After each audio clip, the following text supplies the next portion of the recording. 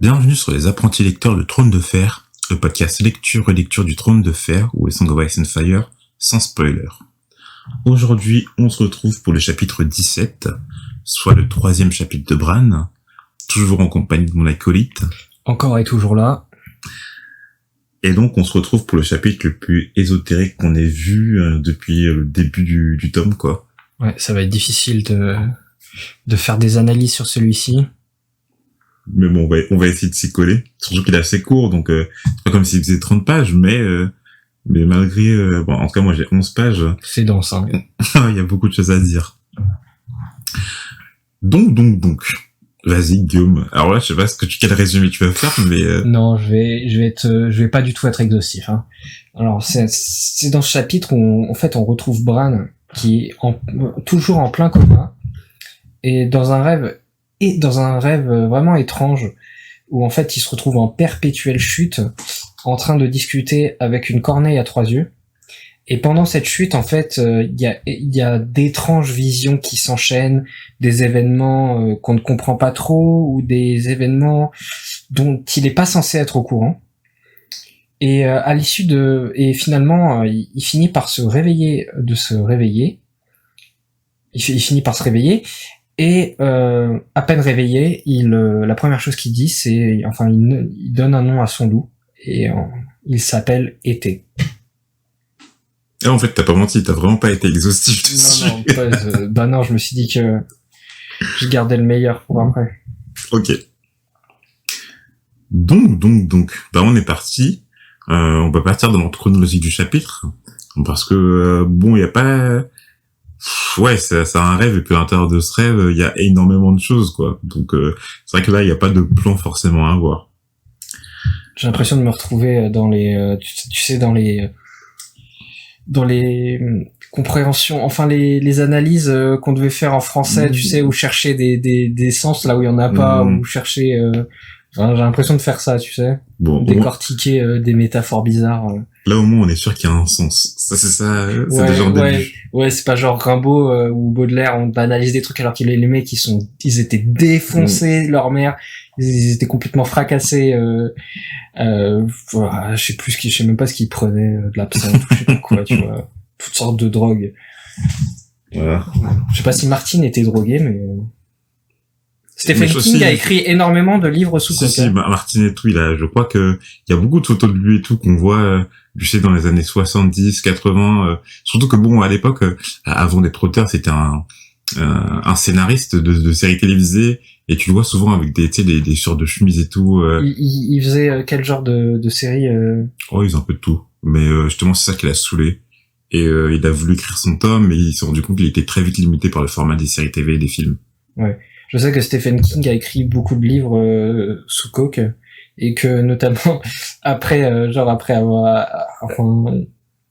la descente, il se souvenait même pas de ce qu'il avait écrit carrément, tellement il a été... Mais Stephen King, en plus, on s'est dit que c'est un fou d'écriture, ce mec. Ouais. Typiquement, il écrit 10 pages par jour, quelque chose comme ça. 10 pages par jour. Ouais. Enfin bon. Donc le chapitre débute par ce qui semble être un rêve de Bran. Une voix lui chuchote de voler, mais ne sachant pas comment faire, il tombe inexorablement. Donc, en fait, la première chose que voit Bran dans ce rêve, c'est Maître Luwin qui façonne un être de terre, l'enfourne jusqu'à ce qu'il devienne dur et cassant, l'habille comme Bran, puis le jette du haut d'un toit. Ce qui étonne Bran, car normalement il ne tombe jamais des remparts de Winterfell, sauf que cette fois-ci il est tombé, mais cela ce n'était pas un rêve. Bran s'attend à se réveiller juste avant de tomber, car dans tous ses rêves il se réveille juste avant d'atteindre le point de chute, mais la même voix qui lui chuchote de voler lui dit alors « Et si tu ne te réveilles pas ?» Donc cette même voix lui dit qu'il ne doit pas pleurer, mais qu'il doit voler. Ce que Bran ne sait pas faire, répond-il, mais avait-il déjà essayé? C'est ce que cette mystérieuse voix lui demande. Donc, bon, là, on commence déjà les tripes chelous, Ouais. C'est-à-dire que Bran, dans son rêve, il entend cette voix. On va savoir dans la suite du chapitre, en tout cas d'où elle vient. Alors, est-ce que Maître Lewin, c'est une métaphore du fait qu'il tombe et juste de ça, parce qu'on sait qu'il est tombé, Bran s'étonne de tomber alors qu'il ne tombe jamais. Est-ce que c'est juste par rapport à ça ou il y a un sens caché qu'on n'a pas actuellement?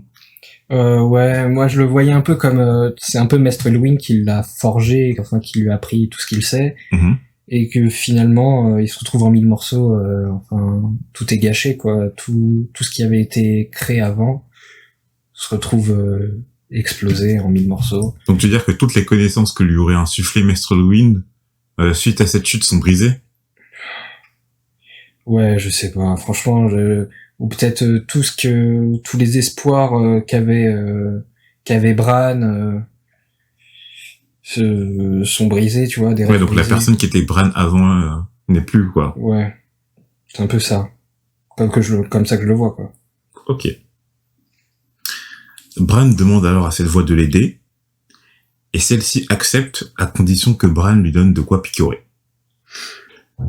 La voix lui dit alors que s'il tombe dans ce rêve, Bran mourrait.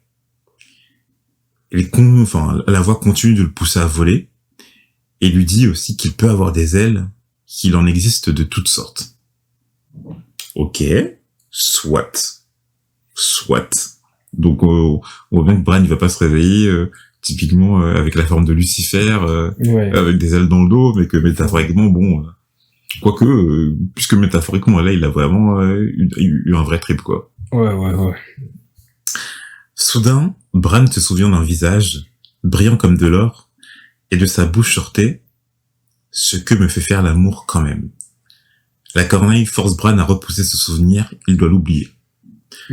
Donc là, Bran se souvient du dernier moment qu'il a eu avant sa chute, c'est-à-dire la vision de Jaime en train de le pousser à travers les remparts de Winterfell, et donc de sa phrase mythique. Mais du coup, on sent que, alors on sait pas si c'est métaphorique ou si il l'a vraiment oublié, mais en tout cas, ce souvenir, la corneille, force Bran à l'oublier, quoi. Ouais. Ce qui est bizarre parce que d'habitude, je sais pas comment c'est exactement dans la vraie vie, mais en général dans les séries, on a pour faire avancer, développer un personnage, on fait souvent en sorte que le personnage qui a un traumatisme fasse face à ce traumatisme. Et là, c'est le contraire. La corneille lui recommande et lui demande d'oublier, de mettre ça de côté, au lieu de regarde. Je sais pas, moi je me serais attendu plutôt à avoir regarde ce souvenir, ne détourne pas les yeux, accepte ta destinée, accepte que ça c'est arrivé, et accepte. Enfin, et là c'est plus non, oublie. Mais pourquoi du coup pour toi, la corneille veut le faire oublier le souvenir? Parce qu'il y a quelque chose de bien plus important, je suppose. D'accord, ok. Moi, ça un peu pensé que, à la même raison que Bran a vu Maître Lewin le pousser, en tout cas pousser sa figure de terre à travers les balcons, c'est-à-dire que la personne qu'il a été avant ne doit plus exister, quoi. Tu vois? C'est-à-dire que on vient de dire et tout avec Maître Lewin que c'était une métaphore du fait que soit le Bran d'avant sa chute était en mille morceaux, qu'il n'existait plus, qu'il était brisé, etc. Et pareil avec ça, c'est-à-dire que tous ces souvenirs qu'il a avant ne doivent plus l'empêcher pour avancer, en fait. Ouais. Ok. Bon. Après, tout ce qu'on fait, c'est des théories, c'est des simples suppositions. Hein. On dit pas qu'on a la science infuse. La corneille force Bran à voler, parce que chaque vol commence par une chute, et Bran est en train de chuter. Et lorsque Bran regarda le sol, il se liquéfia et vit le royaume, Westeros, mais aussi Essos en entier. Et donc là, on commence le vrai rêve. C'est-à-dire que là, c'est même plus que des rêves. Là, c'est de la projection astrale. Hein. Là, c'est clairement de la projection astrale. Pour ceux qui savent pas, la projection astrale, c'est cette expérience ésotérique dans laquelle tu sors de ton corps et tu es capable d'assister à des événements auxquels tu n'assistes pas. Enfin, t'es en plein pendant ton sommeil. Donc pour toi, là, c'est-à-dire que là, il se projette hors de son corps et il voit tout le royaume entier. Ou est-ce qu'il verrait le royaume à travers d'autres yeux? En tout cas, il les voit comme un aigle. Mais non, je pense pas qu'il les voit. Enfin, je pense que c'est un peu une projection astrale là dans ce cas, parce que même si tu les voyais à travers les yeux d'un aigle ou d'un truc comme ça, tu pourrais pas voir tout le continent, tu pourrais pas voir en détail, tu pourrais pas voir John dans son lit, quoi. Enfin, tu peux pas avoir. Enfin, en tout cas, c'est pas des yeux physiques, c'est peut-être les yeux d'une entité supérieure ou un truc comme ça, mais c'est pas des yeux physiques. En tout cas, là, il est pas en train de prendre possession d'un aigle, okay. ou je sais pas quoi. Donc on a dit qu'il voyait le royaume en entier, mais bon, nous on l'a séparément, c'est-à-dire on a la vision des différentes parcelles du royaume suite à suite. Donc Winterfell pour commencer, avec Maître Louis au balcon, Robb en train de s'entraîner, Hodor le palefrenier. Il vit aussi le Baral à l'écorce blanche au centre du bois sacré de Winterfell qui lui rendit son regard à travers les temps. Donc là, chelou. Pourquoi le Baral lui rendrait son regard à travers les dents? C'est comme ça que c'est marqué pour toi? Le regard de lui fit le balayon du sombre mort. Moi, je l'ai compris comme ça. C'est-à-dire que le Baral regarde à travers les tons et le reflet du Baral regarde Bran. Tu as compris comment, toi? Alors, il y a marqué au cœur du bois sacré, ses feuilles grelottaient au vent, l'horrible Baral méditait son reflet dans les temps. Moi, c'est juste que... Non, mais après, regarde après. Le regard de Bran lui fit lever les yeux du sombre miroir. Ah oui! Ah oui, d'accord, ouais. Ouais, c'est bizarre, c'est peut-être qu'il y a un lien avec les anciens dieux, du coup. C'est ça. Parce qu'on sait pas quand les Baral ont poussé à Winterfell. On sait qu'ils datent même d'avant, à Winterfell, que je dis moi, à Westeros. Ce sont les enfants de la forêt qui ont gravé... Parce qu'on sait que les Baral datent même d'avant la construction de Winterfell. Parce on sait que le Baral qui est au centre du bois sacré, là, a vu Brandon le bâtisseur construire Winterfell. Ça, c'est sûr. On sait que les Baral ont un lien avec les enfants de la forêt. Et donc les anciens dieux. Mais du coup, est-ce que le trip de Bran aurait un lien avec les anciens dieux? Bah, probablement. Du coup... Ou les enfants de la forêt. En tout cas, c'est un pouvoir qui a un rapport avec les anciens dieux et les enfants de la forêt. Oui, en tout cas, c'est pas... je veux dire, c'est pas un hasard qu'il ait cette vision du Baral en train de le regarder à travers les temps, quoi. Ouais. Il vit aussi sa mère, Lady Stark, accompagnée par Sir Roderick, assise à bord d'une galère qui voguait dans la morsure. Donc la morsure, c'est une sorte de fleuve qui se trouve au sud de Blancport. Petit quiz. Alors, tu te rappelles ou pas des lords de Blancport? Manderly. Ok. Donc là, alors parce que là, comme la morsure c'est au sud de Blancport, soit au moment où Bran a cette vision, ils sont déjà passés par Blancport pour prendre un autre bateau et descendre sur Port-Réal, ou soit ils sont en train d'aller vers Blancport justement, tu vois. Parce qu'on sait qu'ils devaient faire escale à Blancport. Ouais.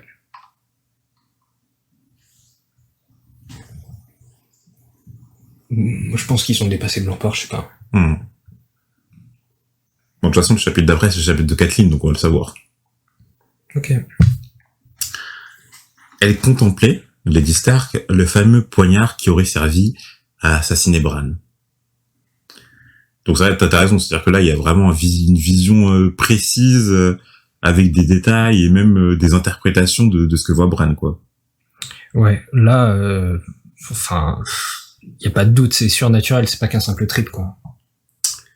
Il vit aussi son père, Lord Stark, argumentant auprès de Robert Baratheon, tandis que Sansa pleurait la mort de Sangwoo dans sa chambre et Arya frustrée par les événements. 3 ombres les nimbaient. Donc là, on arrive à...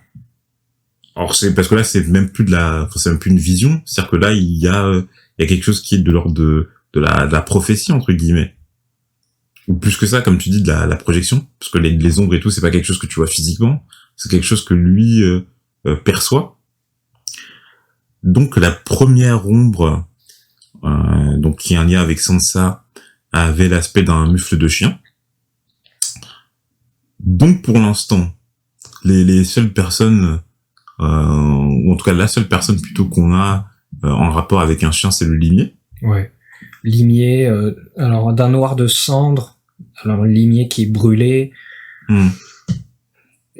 éventuellement. Donc c'est ça, donc ça serait Sandor Clegane, cette ombre. Et enfin, on sent que ces ombres, elles sont assez menaçantes. Donc sûrement que ça veut dire que Sandor Clegane pourrait être un danger pour Sansa. Ok. La deuxième a une armure aussi dorée que le soleil. Donc là, si on regarde bien, alors la première interprétation qu'on fait, c'est la plus simple, ça serait par rapport au Lannister. Ouais. Parce que du coup, on a déjà eu cette notion de doré, en fait même au début de ce chapitre, lorsque Bran a cette vision, je sais plus, d'un visage doré, je crois, c'est ça. Bah alors du coup, quel Lannister? Parce que du coup, c'est cette vision, ça sera en lien avec Arya. Non, qui serait en lien avec Sansa. Non, Sansa c'était le limier. Ah ouais. Quel Lannister pourrait être en lien avec Arya pour l'instant Parce que les Lannister qu'on sait, c'est Cersei. C'est vrai que Cersei, elle a l'air d'avoir des greffes contre Arya par rapport à toute l'histoire avec le loup, quoi. Joffrey, qui lui aussi peut avoir des greffes contre Arya par rapport à la même histoire. Jaime, qui a pour l'instant pas de lien avec Arya, mais bon, on sait que Jaime était en train de chercher Arya pendant à ce moment-là, tu vois. Quoi qu'il est déjà revenu de la chasse, vu que le Limier est revenu, mais bon. Et je sais après, on peut aller chercher plus loin, on peut aller chercher Tyrion, on peut aller chercher quoi que Tyrion, non, parce qu'il a pas des cheveux dorés, du coup. On peut aller chercher Tywin, mais du coup, c'est vrai que la conclusion la plus simple, ça serait que ça serait une personne Lannister. Ouais. Après, le soleil, c'est l'emblème des Martels aussi. Yep. Le soleil, c'est l'emblème des Martels. Donc, ça pourrait aussi se rapporter avec une personne de cette maison. Sauf que pour l'instant, bon, Arya, on sait pas quel lien elle pourrait avoir avec les Martels pour l'instant. Pour l'instant, on les connaît pas du tout, les Martels. On a je crois que ça a même pas été mentionné encore. Le mot Martel n'est même pas revenu encore dans le tome. Si, peut-être Elia Martell. Oui, Elia Martell. Ouais. Mais donc c'est ça, c'est-à-dire que soit on se rapporte à Doré, qui se rapporte au Lannister, soit on se rapporte au soleil. Et pour l'instant, le seul soleil qu'on a, c'est parce que c'est l'emblème de la maison Martell. Donc la maison Martell, son emblème, c'est un soleil qui est transperché justement d'une flèche dorée. Ouais. Donc en fait, les deux mots se rapportent à leur maison, quoi. Et donc la troisième ombre plutôt, qui du coup elle concernait les deux, mais même plus que ça, parce qu'en fait elle les nimbait toutes les deux. C'est supposé être un géant de pierre portant une armure, mais sous cette armure, ce personnage n'était que creux et empli de ténèbres. Alors du coup là, ça te ferait penser à quoi? Bah honnêtement là, j'ai aucune idée. Géant de pierre tout armé. Géant de pierre. Ouais. Non mais pour l'instant, ok. Là, on va pas aller chercher plus loin parce que même moi actuellement, j'ai des théories mais qui sont pas tellement vérifiées parce que ça peut se rapporter à plusieurs personnages, mais dont forcément là actuellement on n'a pas les bases pour faire des théories sur qui pourrait être ces troisième ombres. Oui. En tout cas, c'est une menace assez grande pour qu'elle plane au-dessus des deux, quoi. Alors en off, en fait, tu pourrais savoir tu pourrais avoir une des théories qui c'est ce Jean-Pierre par rapport à la série. Clegane. Ouais, Grégor. Ouais. Parce qu'on sait que forcément quand il est mort et tout, c'est tu sais, en fait c'est creux et rempli de ténèbres, quoi. Ouais. Ça c'est une des théories. Un personnage là, c'est que ce soit assez important pour qu'il soit cité dès le début, comme ça. Je sais pas. Clegane, ça pourrait être justement. Qui devient. Pour moi, ça devrait être. Cette ombre-là, elle devrait être genre limite l'un des antagonistes les plus forts de la série, pas juste un soldat, la solde de Cersei. Ouais, mais ça, parce que tu vois par rapport à la série, Gregor Clegane, pas par rapport au livre.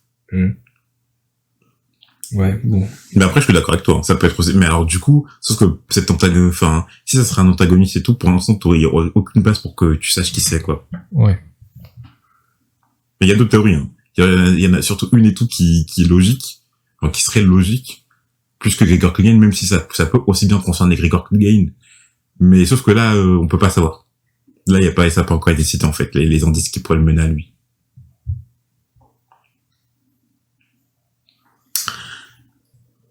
Bran voit aussi au niveau d'Ashai et de la mer d'ombre, le réveil des dragons.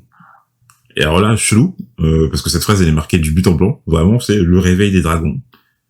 Donc forcément, nous, quand on sait que Daenerys, on vient de lui offrir 3 œufs de dragon, papa, quoi, ça fait tilt dans la tête. Ouais. Donc, et surtout qu'on sait que tout ce que voit Bran actuellement est véridique.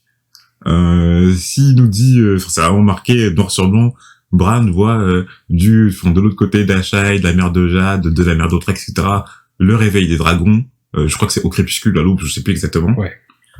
Bon, soit, alors ça peut être métaphorique, mais ça peut être aussi typiquement le vrai réveil des dragons.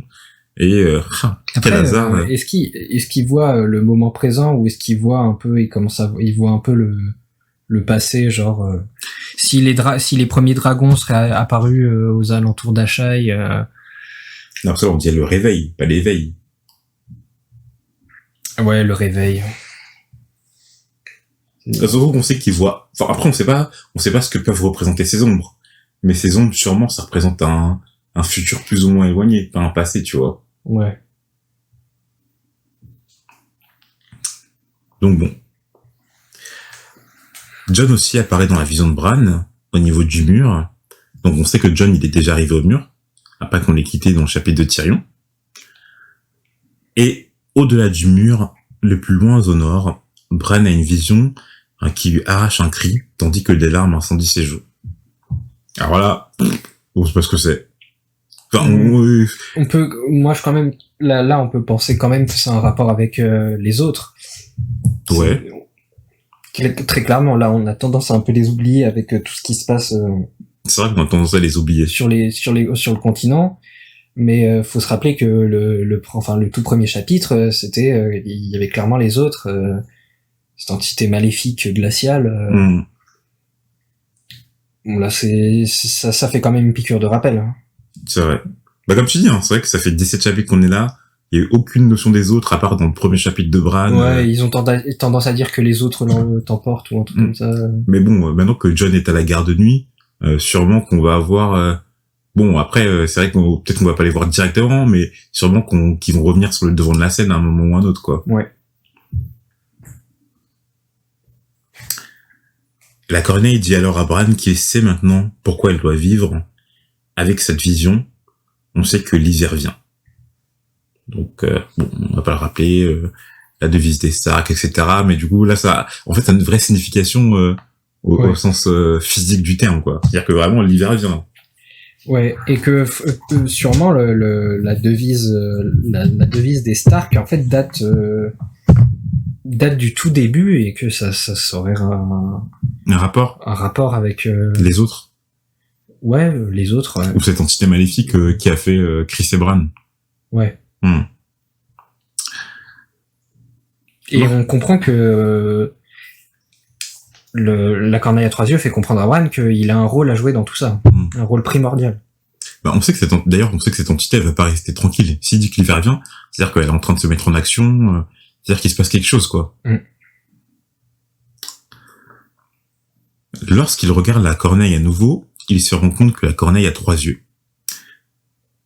Donc, et surtout que on me dit que cet œil je sais plus comment c'est dit, il dit qu'il y a une science épouvantable qui habite le 3e œil. En tout cas que ce 3e œil, il voit il est mystique, il voit des choses. Les mystiques. De plus, le sol est jonché de corps d'anciens rêveurs dont ne subsistent que les ossements. Et donc là, chelou de lui faire voir ça à Bran. Parce que du coup, on nous dit clairement que Bran, bon, maintenant, c'est un rêveur. Enfin, on sait que c'est un rêveur. Mais que du coup, au sol, enfin, ce qu'il voit et tout, c'est que il y a énormément d'anciens rêveurs dont subsistent que les ossements. Ouais, donc il y a des gens qui ont merdé derrière ou...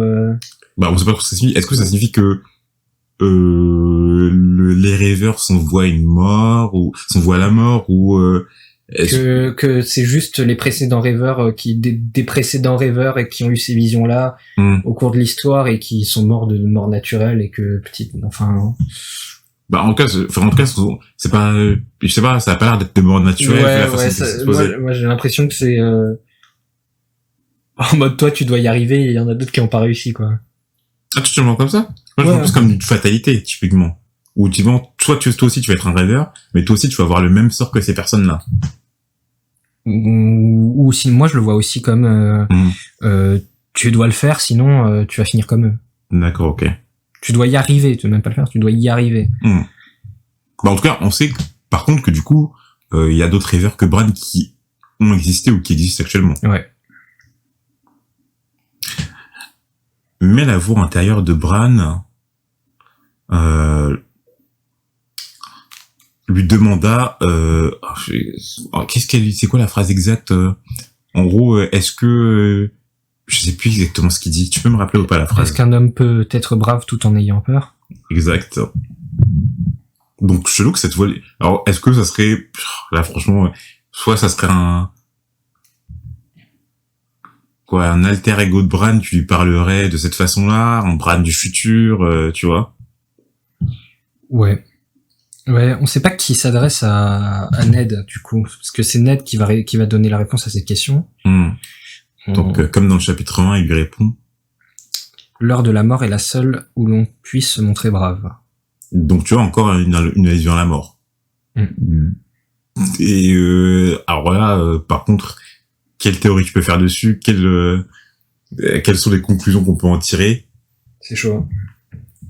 En fait, ça pourrait confirmer que le Bran d'avant est vraiment mort, tu vois. Mais pas tellement, vu qu'on voit son réveil à la fin du chapitre. Donc, métaphoriquement, la personne qui était que Bran devait être n'est plus. Je pense que ça peut se réfléchir comme ça. Mais après, je peux me tromper. En tout cas, c'était maintenant ou jamais. Bran, dans un dernier effort, se mit alors à voler, heureux comme ne l'ayant jamais été. La corneille se met alors à le picorer entre ses deux yeux, et soudain, Bran se réveille. Il palpa l'endroit où la corneille avait picoré, sur son front, mais aucune plaie n'était apparue. Une forme vient alors se jucher près de lui, et, se rendant compte qu'il n'a plus de sensation au niveau de ses jambes, il retrouve son loup-garou qui avait grandi exceptionnellement depuis sa chute. Donc voilà, Bran le tétraplégique. Paraplégique, pardon. Paraplégique. Qu'est-ce que je dis, moi? Oui, en fait, parce que dans la tête et tout, j'avais François Cluzet dans Intouchable. Et... Ah putain. Oh, le rapport. La comparaison. Et lorsque Robb entre dans la chambre afin d'assister au réveil de son frère, la première chose qu'il lui dit est que son loup s'appelle désormais Été. Alors là, bon, Été, ok, là il vient de voir, forcément, tu vois la vision de l'hiver de l'enfer, t'as envie d'avoir un peu de réconfort dans ta vie. Oui. Attention, tu fais du bruit. T'as envie d'avoir un peu de réconfort dans ta vie, et peut-être que ça rajoute une sorte de lien entre le loup des Stark et les Stark. Ouais, peut-être que... Tu sais, je peux être un guide aussi. Son loup, c'est un peu un espoir... pour cet hiver qui va venir, quoi. Je sais pas. Mais en tout cas, c'est drôle qu'on veuille lui apprendre à voler et que, bon, il ait perdu l'utilité de ses jambes. Ouais. Pas de bol. C'est... Non, c'est pas drôle, mais pas de bol. Voilà. C'est dommage. Bon, en tout cas, voilà, c'est vrai que, bon, sur ce chapitre et tout, en vérité, il y a pas, à part les trois ombres hein, qui sont assez mystérieuses, forcément la corneille, d'où elle vient, qu'est-ce que c'est que cette voix, pourquoi Bran, etc. Mais c'est des questions tellement mystiques que c'est difficile d'y répondre juste avec ce chapitre, quoi. Ouais. D'ailleurs, en off, on s'était dit que c'était important de commencer à faire la liste un peu des questions qu'il fallait garder en tête au cours de la lecture, ou sur lesquelles on commence à essayer de bâtir des théories. Donc la première question, c'était qui est-ce qui a dit à Ned promets-moi, et quelle est la promesse que Ned doit tenir. La deuxième question, c'est qui est le commanditaire de l'assassinat de Bran. Et la troisième question, c'est quelles sont, à quoi correspondent ces menaces, ces menaces qui planent sur Arya, Sansa, ces ombres, à quoi elles correspondent. Ouais, c'est ça. Bon, en tout cas, c'est les 3 questions que pour l'instant on a notées.